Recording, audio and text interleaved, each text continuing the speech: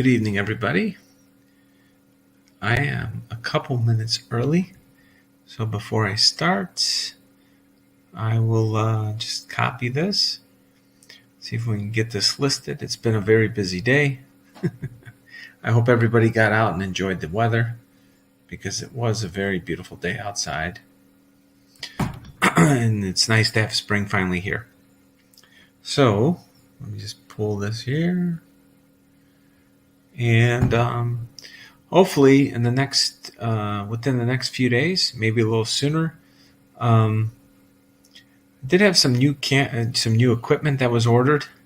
I got to tell you, I'm glad I don't really watch myself, because I kind of started downloading some of my clips because I'm a little concerned that they might all get deleted and so forth by YouTube.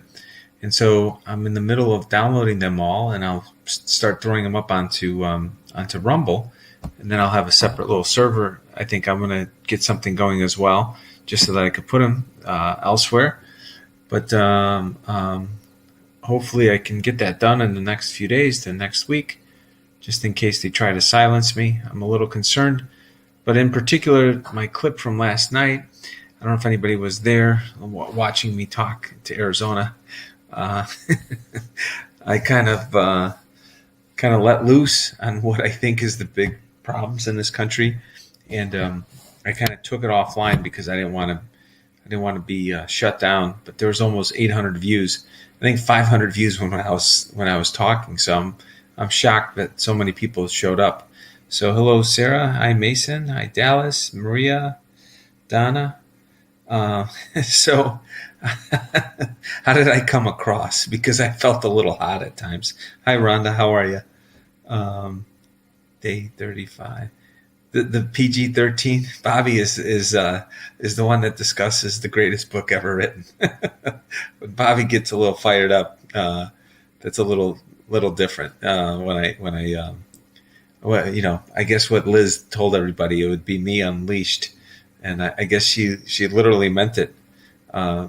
That I would just let loose and explain what I thought was happening. Greatest book. Hi, Farmhouse Mittens. I'm not sure. I guess what Farmhouse Mittens, what your name is. Maybe Farmhouse. No, I'm just joking. Okay, so let's see. I'm just going to post this in one spot, and then we can get going. And then, there's a lot of crazy stuff happening in the country right now, as everybody knows. And, it's a little aggravating because, obviously I'm a little conflicted, probably like the way a lot of people are, because you want to do as much as you can, but then you don't feel like you're doing enough because of all this madness that's happening in the world all at the same time. And so it's just a balancing act, like how much can you get done? What can you get done? That type of thing, because you have other responsibilities, that type of thing. And so, I've been thinking a lot about how to get more people involved, but then it's like, well, how do I get all that organized? So there's just a whole lot of stuff that needs to be done. And, obviously I think I have thousands of people that would love to volunteer, but then I need to find people that I would definitely have to pay to organize all those thousands of volunteers, because it's a job in and of itself. So then, it's like, okay, well, where do I set all this up? How do I get this going, and so forth? And politics will do that to you. Well, first of all, I'm a little weird because here, as I'm about to start, I just want to make a couple things clear, because people have asked me, and I haven't really publicly commented about it, but since I see everybody here pretty much every day, so thank you guys for joining me all the time. I think what the reason why I haven't really tried to work with other people that I've kind of met or talked to, that are involved with some of this stuff with regards to some of the issues, I don't want to say the wrong language because we're not on Rumble here. But some of the issues that I kind of witness with regards to issues with some little pieces of paper that everybody kind of knows about, and the systems and the data and so forth, is there's a lot of people that are trying to figure out how to make a lot of money off of it. And, I've been in contact with a fair amount that have kind of reached out, and they want to do things to, try to profit from it, turn it into a long-term business, and I don't fault them. Everybody has a right to do what they want to do. It's just, I don't really have any part of it. It's not my cup of tea. I don't want to try to make money off of this stuff with regards to voter integrity. I think it's part of our national identity. So anything I try to do, I kind of want to run the cost structure. If I do it, if I build this out, which I think it looks like I'm going to, I need to do it in a way that maximizes involvement and minimizes cash outlays, because I think a lot of cash is just squandered. I got to tell you, I listen to how people waste money, and I hear some of these foundations and these groups, they raise all this money, and then the people that raise the money and the people involved in the organization, they go out to these ridiculous dinners, and they spend $500 or $1,000 when people are giving their money because they believe in the cause. I don't want anything to do with that. It just grates on me. And I'd rather not be involved in any way if that's the way I had to be involved. So anyways, that's the deal with regards to, why I haven't been trying to reach out to people. It seems as though ego drives a lot of people. Once again, I'm not faulting people that are driven by ego, folks. It's just not, I'm just not interested in being driven by ego on any of this stuff. And so it's not a mesh for me. So that's the deal, folks, in terms of why I haven't been trying to get involved. And hopefully you guys will keep me straight if I let ego start to infiltrate my my going through this stuff, because then I think it's lost its entire purpose and meaning for me if I get to that point. So let's hope that doesn't happen. I pray that it doesn't. I don't think it will, but hopefully, people around me keep me from doing stupid shit like that.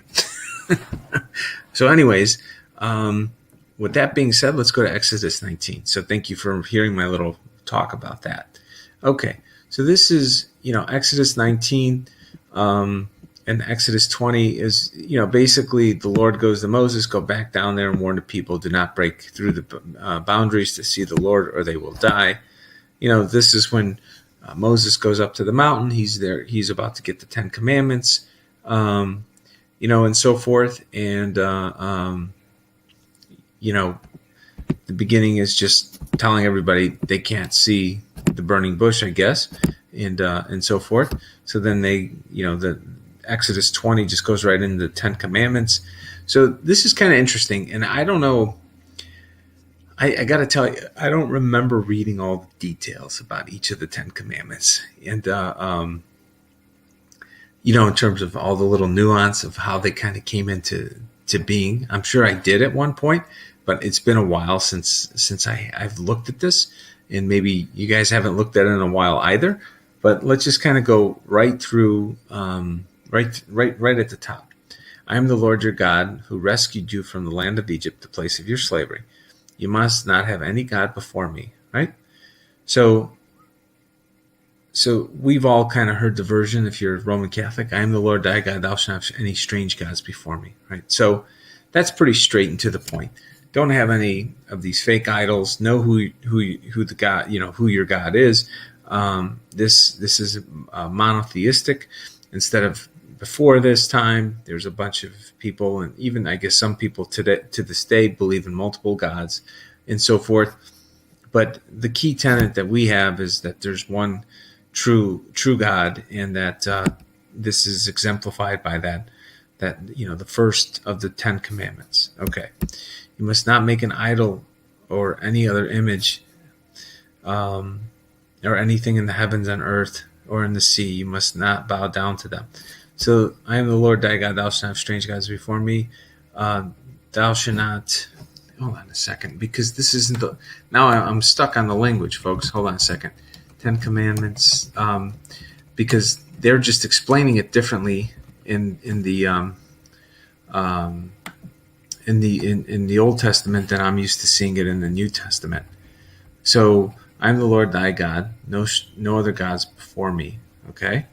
So hold on a second. So then the second one, hold on, because I just want to see how the language is different.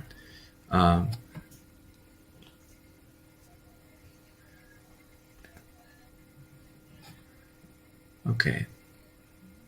So it's kind of interesting because here, so I'm kind of looking at this, folks. Hold on one second. One is I'm the Lord thy God. Thou shalt not have strange gods before me. Thou shalt not take of any images, or the Lord's name in vain. Okay, so don't use the words, use the Lord's name in vain.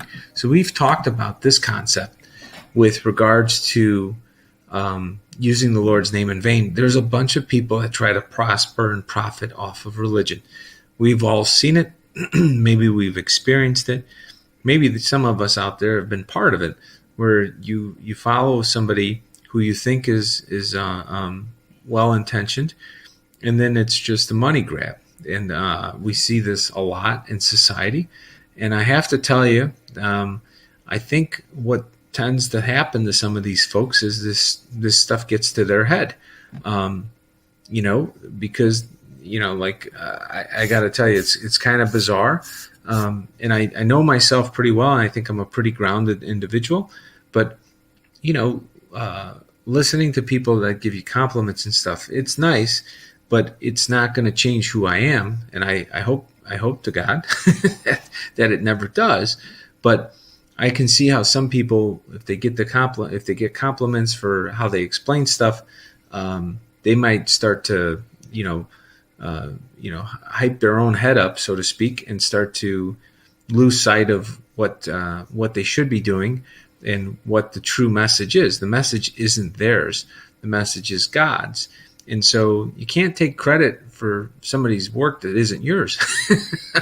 I'm a big believer in that. So you have to use,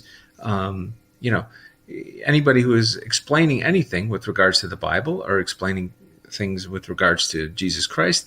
As far as I'm concerned, you're just a little bit of an interpreter. You're helping explain it, but you're not the one that created the message. You're not the one that created the truth. You're just helping other people kind of maybe observe different ways of looking at the truth. And so how people get wrapped up in the explanation process is somehow them equating it with themselves. I would relate it to people I've met in programming. Like over the years, I've met computer programmers from time to time where if you design something, so like I happen to know how to design various algorithms and such, and I know how to think through complex problems and reverse engineer things. And sometimes in the past, I don't know how to code certain things to pull the information. So I've worked with other people that do know how to do that. And for some reason, they start to get this inflation. They call it inflation and ego. They start to think that what I uncovered or discovered is somehow theirs. Like they're the ones that figured it out. And I always get a kick out of that. And so that's one of the reasons why I like to take care of everything myself, because I know that this seems to infect human nature at times, where if you come up with something that's truly unique and it's really a solid idea, especially if it's intellectual property, folks. I'm not talking about explaining stuff that everybody can kind of figure out on their own, with enough time. But if you come up with some things that are they're obvious after everybody sees it, but they're not obvious until you uncover it, and then other people try to think that they somehow uncovered it. It's gonna kind of piss you off. And all I'm saying is I've had that happen multiple times in my career at various points, and I've kind of learned how to deflect it. and be extremely careful about what I show with regards to IP. I don't mind explaining what the IP accomplishes, and then everybody's like, "Oh, that's great that it accomplishes that." So, but then if somebody tries to say, "I know how to do this," it's like, "Okay, then do it." I don't want to hear about it. I know it's called theft, Bobby. But people like to steal ideas sometimes because they're not as tangible in the real world. And so, I tend to keep some things a secret for a good reason. But I kind of go back to this whole thing about taking the Lord's name in vain. There's a bunch of thieves out there, as far as I'm concerned, who they take the message of Christ, they take they take the Old Testament, they take the New Testament, they figure out how to profit at it disproportionately relative to their importance in the equation. And when I think about don't take the Lord's name in vain, that's what I think about. Don't abuse what isn't yours. You don't abuse it. You shouldn't do it. Period. You should get a fair rent, so to speak, for your labor and your efforts, but you shouldn't profit as though you're the one that uncovered it and figured it all out. I think that's a bunch of garbage, personally. So I'm not a big fan of these people that do that. So, remember to keep holy the Lord's Day. It makes it really clear that everybody should try not to work on Sunday. They should have one full day of rest.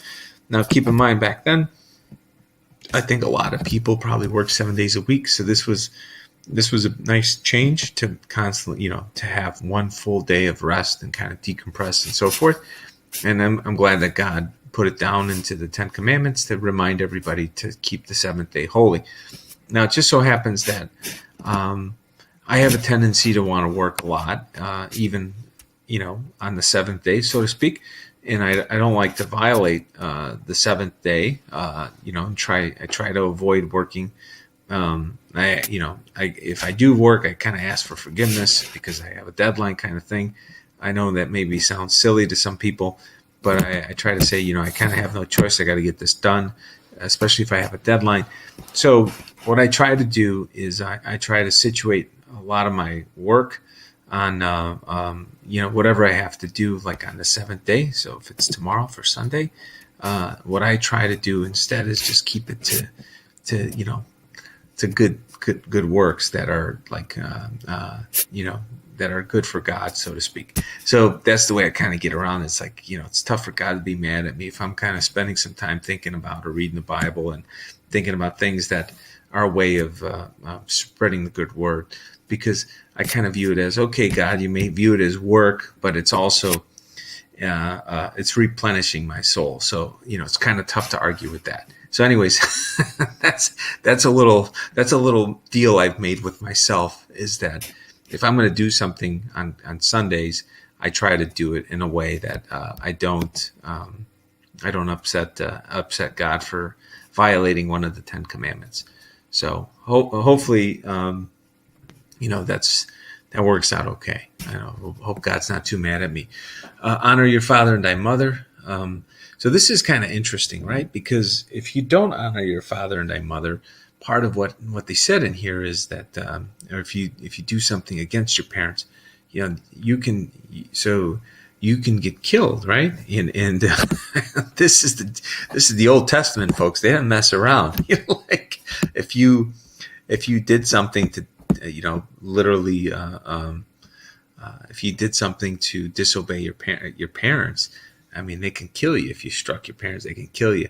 Now, keep in mind, I mean, that's pretty harsh. This is why I think being Jewish is harder than being Christian. So I don't know how many Jews still believe in this kind of extremism, but I think there's probably some people that do follow this stuff literally by the word, which is pretty, I guess it's pretty scary in some respects if you're part of that group of people that believe in religion to that point. But anyways, what I would say is there's some people that, some parents, so to speak, if their kids disobey them, they do ostracize them. And we've seen that in society where, some parents have a holier than thou, maybe because of this commandment, and they'll ostracize their children if their children don't do what they think that they should do. And that's unfortunate because I think it's not meant to be weaponized. And I think that some parents actually weaponize it, possibly, who are religious, if they do look at this, and maybe they do it consciously, maybe they do it subconsciously, and so forth. And so, Daniel, what are you talking about? Can you get a writer to summarize the strategy? I don't know what you're talking about. Why that's coming in here right now. But anyways, so that's obviously that's the fourth. Honor your father and thy mother, and I think that's a solid thing that everybody should do. And obviously, I've heard the argument: what if your mom and your dad aren't worthy of being honored? Now that's a tricky one, right? Because you don't want to honor somebody who doesn't deserve honor, right? Because it's kind of doesn't feel just. And so I would say that, if they're not living justly and they're not living righteously, I think you get a pass. I've never talked to a priest about it. I've never been in that situation. My parents have always been extremely respectful of me and my siblings. They've been hard in terms of like really towing the line and what they think is appropriate and so forth. But if my parents were doing things that were inappropriate, or they were I guess abusing us verbally, physically, kind of thing, I think it would be extremely hard to honor them. I guess in one regards, you maybe honor them in terms of what, I guess, try to get out on your own faster. I'm not sure. I don't. I understand that this is one of the the fourth commandments, of the 10 commandments. But fortunately, I haven't had to live through it, and to think that I didn't have to live through it and have to deal with that consequence. But I have seen some people that have had to deal with parents that are extremely disrespectful of them. And I've seen it multiple times in my life among different people, where their parents are extremely disrespectful, not just to their children, they're disrespectful to everybody. So it's not like their children are being singled out. They just happen to be bad people. And so that's a really tough situation. But I do think that you have to do the best you can to maybe distance yourself if you get into that situation. If you're a child and you have an abusive parent and so forth. Let me see. How do we get the you out of it if they are not real? I don't know what you're talking about. I know how to enter formulas in a spreadsheet on Linux. Okay. Let me see. Yeah. If the parents are of God, they will first honor the children. That's correct. We are told not to allow abuse to continue. In fact, it's the opposite. You're not bound by the law to the detriment of one or the other person. So he said, forgive and pray. Okay, there you go. Thank you, Maria, for clarifying that. So I agree that if somebody's doing that, you pray for them, you hope they get better, but you don't have to honor them. So I'm glad for the clarification, because I would have an extremely difficult time of honoring parents if I didn't have that situation. And I had a situation where my parents were extremely disrespectful of me and my siblings. Thank goodness I haven't had to live through that. Obviously, same with you must not murder. Once again, I think there is with regards to murder, you do have a right to defend yourself. You shouldn't actively seek out murdering anybody. But if somebody's, if it comes down to you and them, and they're trying to harm you, or they're trying to harm a loved one, I do think you have every right to defend yourself and defend the safety of your family or your nation, for that matter. So I do think that God is okay with the people of the United States when it's appropriate, if we have foreign or domestic enemies, and we have to defend ourselves if they ever try to do something that's inappropriate. I don't think God would have any problem with it. In fact, I think God would have a big problem if we didn't step up and tackle and conquer evil, should it show up on our shores. And obviously, for anybody who's been watching anything I'm talking about, this is a very real concern of mine. It's been a concern for quite some time. I'm very concerned that we are not doing everything we need to be doing to secure our country on a grassroots level. by the citizens, each precinct, each city, each county, each state. We need to take control of the process because it's our country. These people elected, once again, we outnumber them 47,000 to 1 for every elected official. 47,000 to 1. There's 47,000 Americans, folks. And so we can't leave this up to them. They've clearly shown that they're incompetent. They're doing it for the wrong reasons. They're doing it because of ego. And so we need to create different clusters, so to speak. I've been thinking about how to do this in terms of creating various clusters of Americans that share the core principles of what it means to be an American, following the Constitution, putting God first, and then coming up with a way to mobilize people in a circular type of motion, like not circular, but you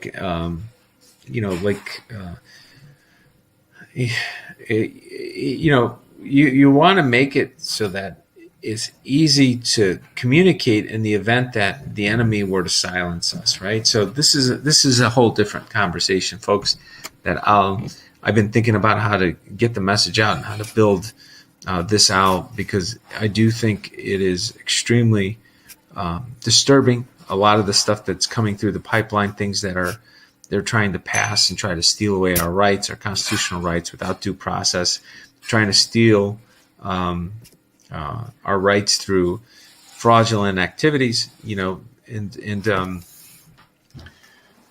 got to tell you, I look at the field, folks, and I don't know if you guys, I was talking to somebody, and, we're going to go on to number 6 here in a second, but I was talking to someone who's been working on data for decades, probably over 3-4 decades in voting.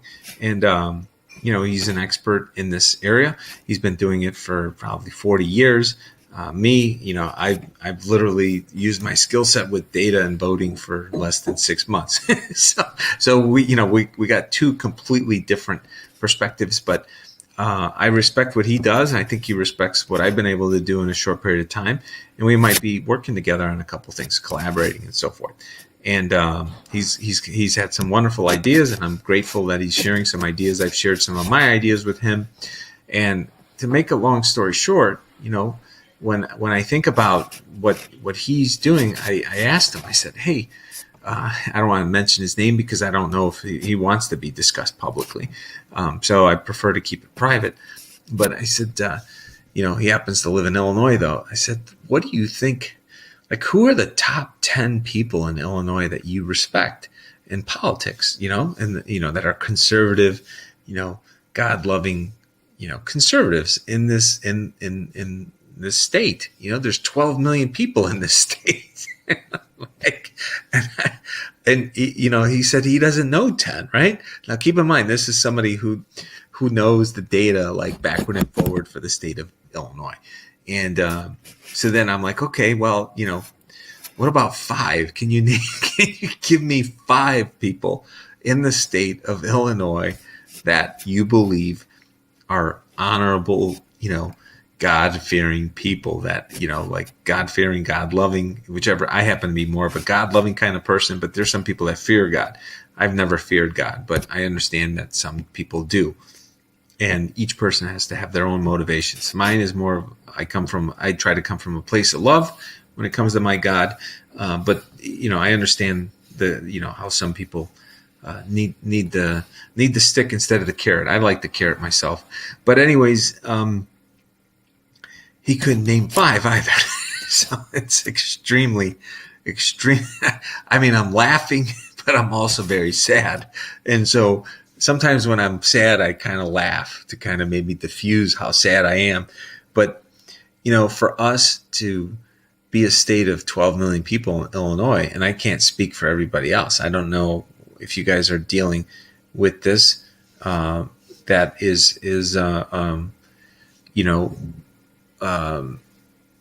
if you guys are having a similar thing happening in your states. But, I had some people, I'm getting so much information, folks, people, and I appreciate it all. I wish I had the time to respond to everybody, because some of the information I'm getting, I don't have time to check it all out and see what's true. So anything I try to talk about, I have to have done the work myself or confirmed it. I'm very careful about saying anything that I haven't looked into myself. And that's one thing I think you'll notice about me over time. Anything I talk about with the markets, anything I talk about with the Bible, anything I talk about with politics, I try to do the work myself. I don't try to get an out and say, well, so and so told me that. That's not the way it works. Like, I don't like to do things that way. I like to source it and look at it, figure it out, think about it, make sure it makes sense, nothing's off. Okay. So anyways, with that backdrop, I'm sitting there thinking, if some of this stuff is true, like, in over half of the races in Cook County, there's no conservatives even running. Like, can you imagine that? Like, not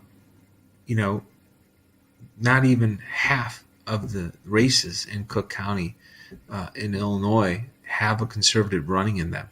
And then, I'm sitting there thinking they've browbeaten, they've intimidated, they've done all the stuff they accuse us of doing.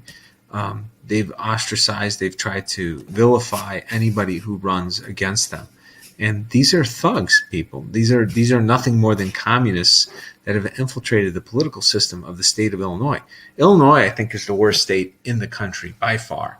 And so if we can somehow figure out how to turn Illinois around, I do think that it would be a really good thing for the entire country.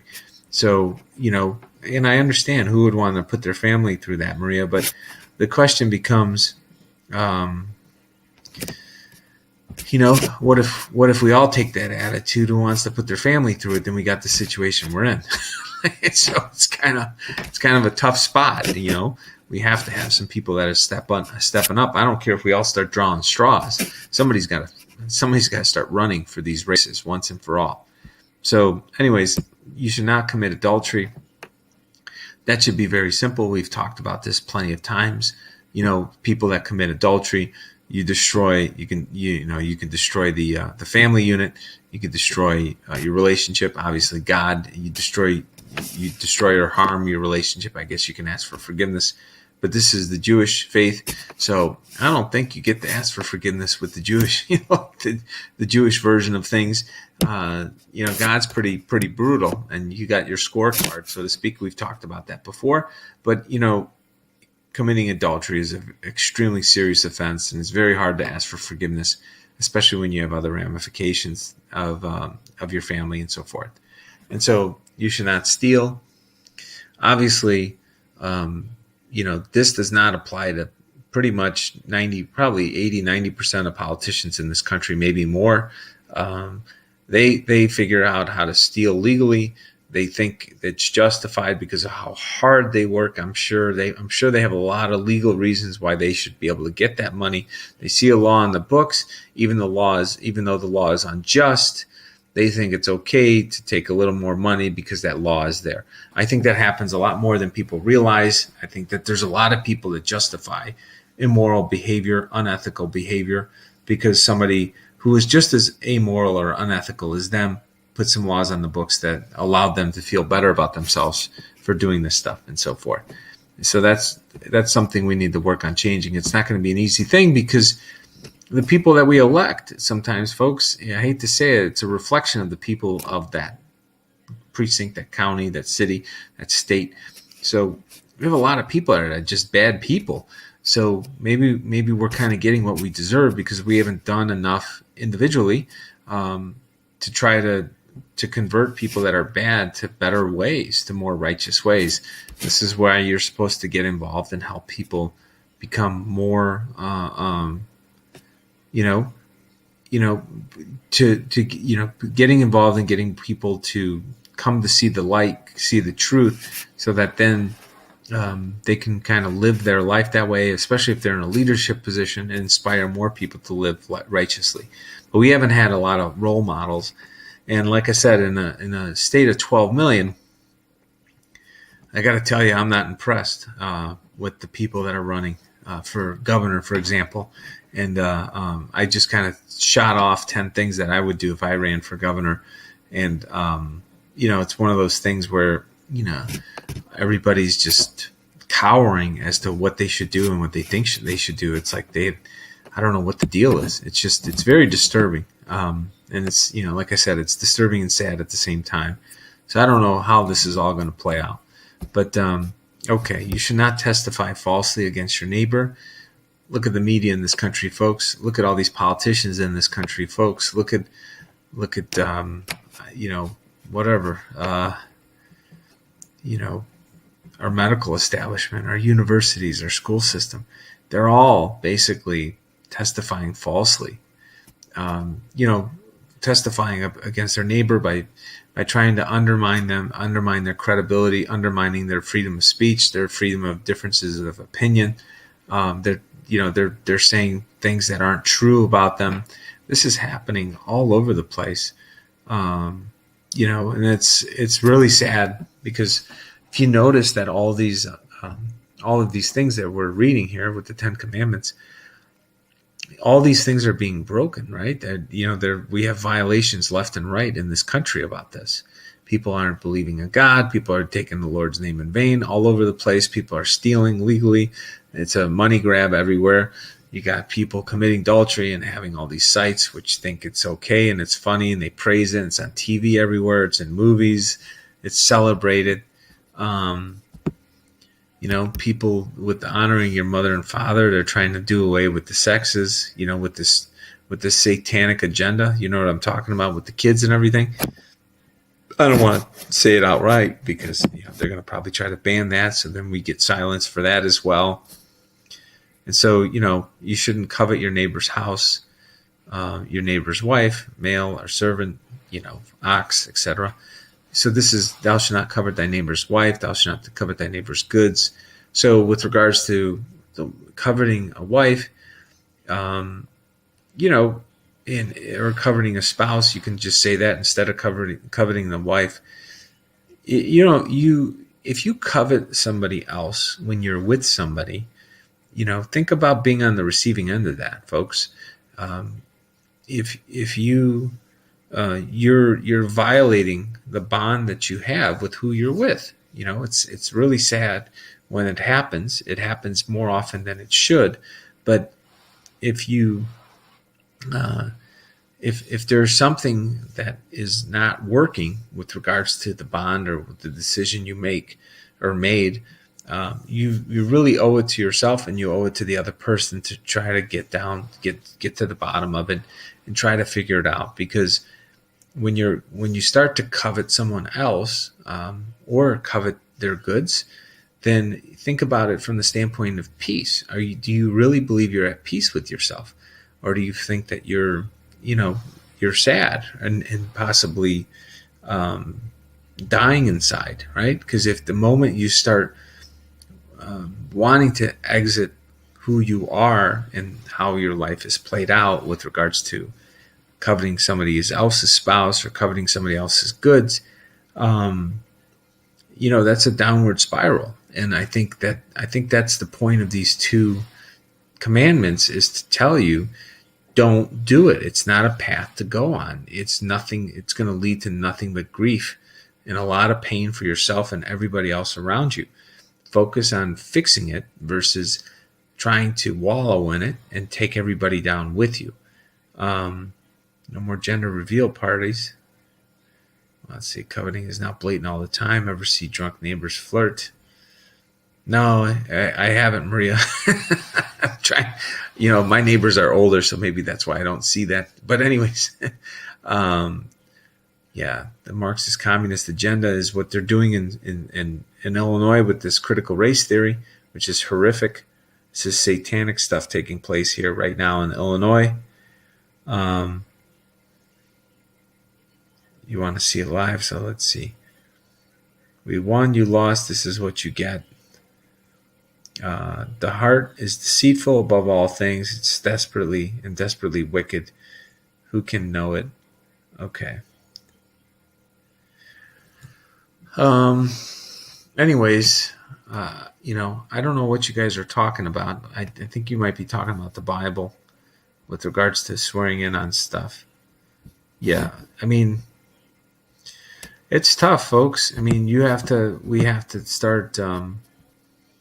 have to start censoring ourselves, right? I joked around and said, one of the best ways to kind of keep your sanity and keep your head clear in this world that we live in right now is you have to censor what you watch, what you read, who you talk to, who you're around. And it's a fine line, right? Because you want to have the flow of good new ideas, but you also want to make sure you don't get corrupted ideas. So the way you can minimize the amount of corrupted ideas, it's a balancing act. It's kind of like, okay, if most of your day, most of your energy, most of the time is spent with good people, you work on good things, you watch good programs, a funny thing will happen. You'll want to watch stuff that's bad less, right? Like I used to watch these damn crime shows for years, Law and Order, and other people probably watched them too.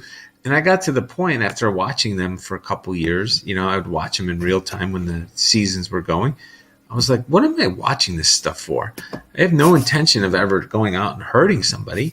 And it's kind of like intriguing to see how they catch these criminals, but it's like, I'm not accomplishing anything. I just wasted a lot of time. I could have been doing something else a lot more meaningful with my time. And it's kind of bizarre. If you take a step back and examine how they program us, that's why it's called television programming, folks, how they program us to watch and waste so much time on stuff that is absolute crap. And it makes, I think on a subconscious level, it starts making us think that this stuff is acceptable. And so, and as Papa Jose is saying here, we need to stop supporting these celebrities and these ingrates. Somebody just came out with Nike with some satanic shoes that have human blood in them or something.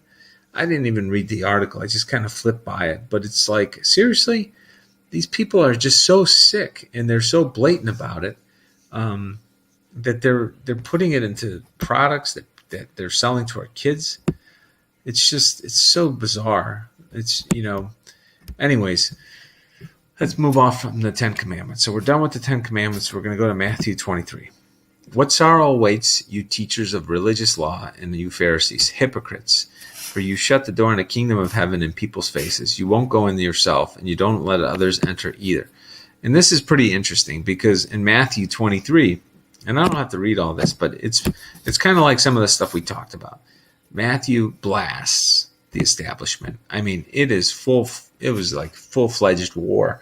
Like when you read Matthew 23, and I highly recommend that everybody takes the time to read it. It's a little longer than the normal Matthew 23s, but he basically berates all these rabbis, right? Because I'm assuming rabbis, right? Because he's talking about the Pharisees and the teachers of religious law.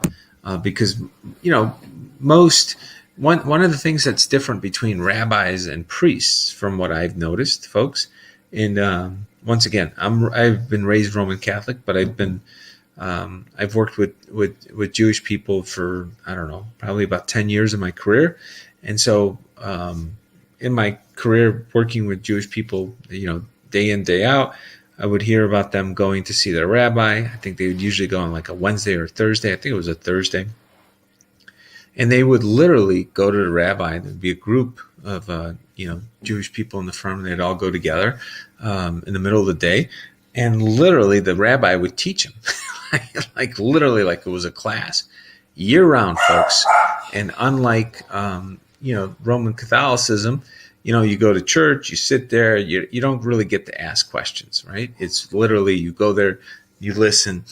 And I guess when you're in grammar school, you go to CCD. I think catechism, like maybe they call it something else now. But I just remember this was pretty unique. These gentlemen in their 30s would be going to see their rabbi every week, and they would go over the readings and they would discuss what all the readings meant. And the rabbi, it was extremely, it's a really big deal, right? With regards to how much they have to go through and study. And I'm assuming priests have to go through similar type of training, but I know that, I'm not sure who has to study more or what kind of texts they have to study, but it just so happens today's the first day of Passover too. So maybe it's appropriate to talk about how the rabbis and Jewish people use religious law in terms of teaching it to people that are Jewish. And whereas Christians, and once again, depends, I guess, on the faith, different types of where, and I understand, folks, I'm not trying to piss anybody off here, but, Roman Catholicism is the first core branch of Christianity. You don't have to agree with that. It's just the reality. Jesus Christ gave the keys to the kingdom of heaven to Peter. So if everybody else kind of broke off and came up with a new version of Christianity, that's great. But the first one, and the one that has the keys to the kingdom of heaven, is Peter, who is one of the apostles. So, but you don't have to agree with me. That's the beauty of America. You could be a Baptist. You could be a non-denominational Christian. You could just read the book and just, take all the stories and have a direct connection with faith or with God. So that's the beauty of it. Everybody can kind of do their own thing. But I'm just explaining to you, at least, what my perception and my take on it is. But going back to these teachers and being chastised here, a lot of them like to be the man, right? I don't think there's female rabbis. So, but in terms of these rabbis, I've met a fair share of rabbis over the years, and they could be a little smug. There's no question about that. Now, I have not met very many priests that are smug like that. So it's interesting because the smugness is really chastised in this Matthew 23 about, like, you hypocrites, you guys are holy, this holier than thou. You're doing it for the wrong reasons. You're not doing it to really teach and spread the word, so to speak, of the Old Testament. You're doing it so that you can feel more important, and that you could once again violate one of the 10 commandments with taking the Lord's name in vain, taking God's name in vain, I guess, because Moses is the one that brought that down, right? But we just think about it from the standpoint of the Christian faith, that it's the Lord's name. But anyways, taking God's name in vain, you're not supposed to do it. But this is all about the chastisement that's taking place. Now, I've talked to a friend about what's going on in the world, and particularly the United States, and he thinks that we're in the middle of an incredible chastisement, right? He happens to be very religious, and he's talked about the chastisement caused by, what is it, the girls that saw the miracles in 1917? Who am I talking about, guys? Help me out here. Help me out. They're the girls, I think, from South America. Who was it? Drawing a blank. But anyways, these girls who had them. Oh, there you go. Thank you. Good timing. Hope in Christ, you showed up right exactly when we needed you, right at 9:16. So anyways, the girls of Fatima, they've kind of prophesized about this chastisement that we would undergo as a I guess as a society, as a nation, I guess maybe worldwide, that this chastisement is hitting us all at once, that we didn't do enough to fix this, like prevent it. We were given ample warning, but things were kind of good, right? The devil kind of did his thing. We were fattened up with unhealthy. Like I tell people all the time, the past 40, 50 years, human beings, look at what we've done. Okay. And I'm just going to tell you what's interesting, right? Because, comparing Passover and Jewish faith versus Christianity, I guess, kosher meat, right? Kosher, to eat something kosher is kind of like what we would hear where people, you should eat animals that are ethically raised. Same concept. Kosher is you kill the animal in a way that there's no stress or adrenaline in the meat that ruins the meat, and so forth. And it's done humanely. You're killing an animal, you're blessing it before it's giving its life for people to consume. That's what it means to have kosher meat. With regards to us, I guess the everyday American, we go to the store, I don't think that's happening to these cows that we eat at McDonald's. And I don't eat at McDonald's anymore, folks. but I used to eat there all the time when I was a kid. And I don't eat there because I, there's a lot of reasons why I try not to eat fast food. But going over this whole concept of the animals, how much of our obesity in this country is the result of us eating obese animals? Nobody really talks about that. Chickens are 50 to 80% larger than they should be. Cows are a lot fatter than they should be. Everything is done in an unhealthy manner, which is horrible, because then we're eating obese, sick animals that are drugged up. So then is it really a shock that as we're eating all these sick, obese animals, that we're literally, becoming a reflection of them? It's kind of like the old saying, you are what you eat. That's the big issue that we need to look at as a society. Part of this chastisement is, what are we doing to live a more righteous life by just the basics about our life? Basics being, making sure we're respectful to ourselves and to people in our family and around us, making sure that we're respectful to how we produce our food, and respectful, if you think about it from the standpoint of, organic food and so forth, over treating our food or with, various chemicals and other types of things, I would view that as a sign of disrespect. If you do things to our crops in a way that you overdo it with too much crap, I think you're being disrespectful. That's pretty funny, Dallas. Now I'm hungry. So anyways, but so all I'm saying is, with regards to, that whole concept of respect, of trying to live, trying to live by example. And I think this Matthew 23 was really going after the rabbis and everything because of them not living what they were trying to teach. They're trying to hold everybody else to one standard, and then they were expecting to have a pass because of how righteous they were. And this sounds a lot like politicians of today, doesn't it? These people think they don't have to have the rules applied to them.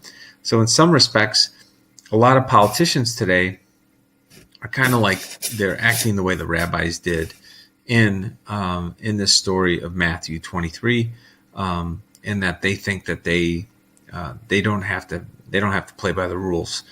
They're somehow in God's good grace or in society's good grace because they're in that position of power, which is why they fight to repress the truth, go after and attack prophets, right? Anybody who tries to speak the truth, expose what they are, is attacked.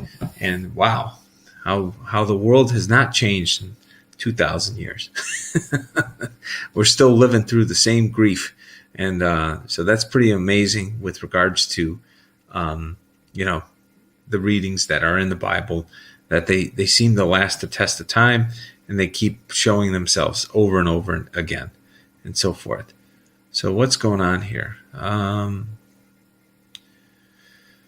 So let's go to Psalm 28. Okay. So then we are in Psalm 28. Okay. Yeah, that's pretty sad, Dallas. I don't eat turkey anymore. When I saw how turkeys are produced, I refused to eat anything turkey. It's really sad. Yeah. I mean, so Papa Jose, what are you saying? We need to have our own gardens? I always said, why do we have lawns? We have all these lawns. We have put all these chemicals into the lawns. When we try to figure out how to grow our crops and, have the neighborhood kids come by and harvest the crops or something. I'm not exactly sure how we could do such, do that on I'm assuming you could do it on an economical scale, but there's got to be a way to kind of have it organized in a way that, people can do it and eat fresh produce. I don't know about you guys, but when I eat a fresh tomato off the vine or I eat a cucumber off the vine, there's no comparison than getting it at the grocery store. Anyways, so we do on the local farmers. We try to do that, like that weekly box sort of thing. And but that's pretty tough because then the supply is limited. So it's like how much can you grow, because they have to figure out how to manage that based on how many customers they have. And so if you grow your own crops, you have fertilizer and everything, I think you might be able to do a slightly better job. I don't know. We've never really tried to do that, but that's something that we should definitely, my wife and I have talked about trying to do that on a small scale and teach our kids how to do that. Okay. I pray to you, O Lord, my rock, do not turn a deaf ear to me, for if you are silent, I might as well give up and die. Listen to my prayer for mercy as I cry out to you for help. As I lift my hands toward your holy sanctuary, do not drag me away from the wicked, with those who do evil, those who speak friendly words to their neighbors while planning evil in their hearts. Give them the punishment they so richly deserve. Meanwhile, measure it out in proportion to their wickedness.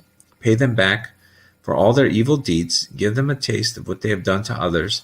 They care nothing for what the Lord has done or for what his hands have made. So he will tear them down. They will never be rebuilt. Praise the Lord, for he has heard my cry for mercy. The Lord is my strength and shield. I trust him with all my heart. He helps me, and my heart is filled with joy. I burst out in songs of thanksgiving. The Lord gives his people the strength. He is a safe fortress for his anointed king.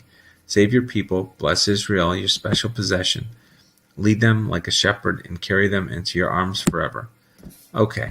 So, when I think about this with regards to Psalms 28 and, with regards to evil and the things that we kind of want to see justice, right? This is the whole concept of justice once again. What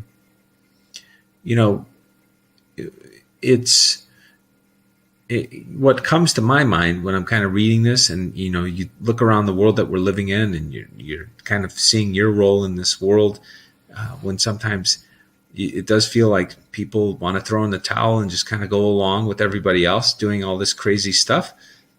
When anybody ever has that feeling, I don't really have it anymore. I had it when I was younger. Maybe I had it in my 20s more so. I mean, I happen to be getting up there, folks. I'll be 46 this year. So it's like kind of seeing the world a little bit more, having my own kids, and kind of seeing how the ebbs and flows of life have taken me to this point. I look back on it and I'm like, one of the easiest ways to keep yourself in check is just to remember that this body that we're in is a temporary container, right? Our spirit, our soul lives on. And so if our spirit and soul lives on, and there's something that much more powerful that put our soul into this body, then didn't you think they'd be powerful enough to keep track of everything? If we have our own NSA and our government keep track of every single thing that we do electronically, or on our phones, on our computers, and they can monitor everything that we do, they figured out how to do it all. You don't think that a higher power, a God, can do that too? Like the one that designed it all. And so anyways, when I think about that, if you really think about, what's in your heart, nobody knows it but you and your God. So, you need to train yourself in a sense, and you need to let go of those thoughts when you know that those thoughts are all being, God's aware of all of them. And so it's an interesting situation that each and every one of us is in. So think about how much power that is to have, I guess, I don't think there's 7 billion people on the planet, folks. I think there's probably 5 billion, but that's another story. But regardless, billions of human beings all having all their thoughts, everything in their heart, their emotions, everything known by God at any one time, any moment in time, throughout the history of time. It's pretty remarkable. And so, it's definitely a humbling experience if you really think about it, because, think about how much stuff you can get done in a day when you only have 1,440 minutes. And just multiply that times 1,000 and trying to get 1,000 people's work done in a day, and you can't do it. You just, it's impossible. But now you just magnify that number, and God can keep track of everything. So anyways, that's what I kind of think about, because that helps me keep a focus on, not losing sight of the fact that the evil shall be, God will even the score. It's above our pay grade. That's what I like to say. Never fret, never worry when somebody does evil and somebody does things wrong, because God sees it all, and God's going to make sure that it gets taken care of. And part of our whole thing is try not to go down that path. You can't ever win. You can't one up the devil by doing evil. Never forget that. If you try to do something bad or get back at somebody and do something bad or evil in a micro evil event kind of thing, you're gonna show somebody else and do something that's bad and negative and hurtful and cause pain. You can't ever one up the devil. There's no amount of effort that you could put in to outdo the devil. So why even try to stay away from that path, is what I would say. So anyways, so here we go on Proverbs 7. Follow my advice, my son. Always treasure my commandments. Obey my commands and live. Guard my instructions as you guard your own eyes. Tie them on your fingers as a reminder. Write them deep in your heart. And so here we are. We're just talking about the commandments. If you just stay true to the commandments and you just kind of block out anything that doesn't hold true to those, you'll have a much simpler existence. You won't feel all this grief and so forth. So that, this is good with Proverbs 7. Love wisdom like a sister. Make insight a beloved member of your family. Let them protect you from an affair with an immoral woman and listening to the flattery of a promiscuous woman. So, love wisdom like a sister, right? And here's the other thing, folks. If, I happen to have 3 sisters, and I happen to have 3 daughters as well. So I have 3 sisters and I have 3 daughters. And so for me, okay, and now keep in mind, I never committed adultery in the definition of like cheating on my spouse, but I've talked about this a few weeks back when I was separated from my wife. I guess in the eyes of the Catholic Church, I did commit adultery because we saw other people when we were separated. So I understand that. I didn't understand it at the time. I thought if we were separated, we're kind of like seeing if we still want to be married. Obviously, we're not married, but that's why my marriage was I was able to get it annulled, because we had broken our marriage vows by seeing other people during that time of separation.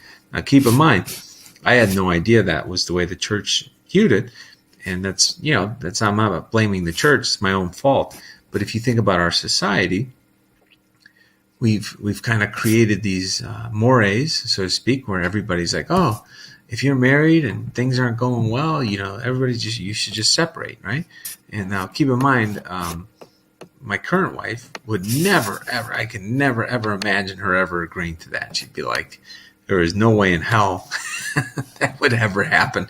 And I do believe her, and I agree with her now because I've kind of lived through it. But going back to this whole concept, having 3 daughters, having 3 sisters, you better believe when I'm raising my daughters that they're going to understand this. That look, who you pick, who you marry, who you try to create a life with, this is what it means. I mean, this is a really big deal. Don't do it unless you're ready, and don't listen to what society is saying. And this is why you have to follow your heart and be true to your God, so that your life can remain blessed. Because I do think that people that turn there, I think we're all blessed being born into this world. I really do. Even any one of us that was born that had a little more difficulty in the human sense, it doesn't change the fact that every single one of us is blessed, and every single one of us is a child of God. I do believe that.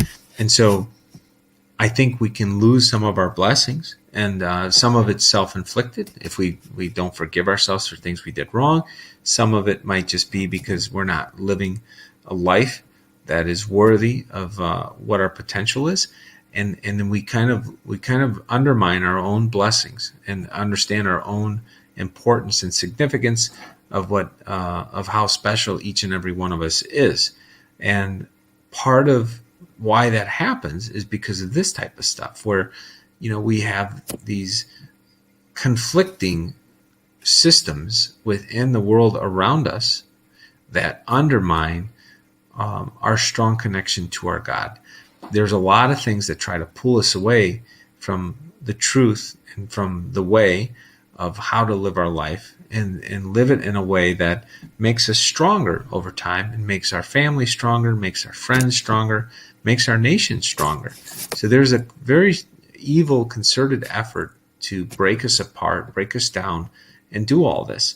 And so, when you read Proverbs 7, and thinking about, love wisdom like a sister, when people are thinking about doing something or cheating on their spouse, their wife, for example, if they have sisters or they have daughters, they should really ask themselves before they do it, like, how would they feel, right? Or if they, every single one of us had a mother.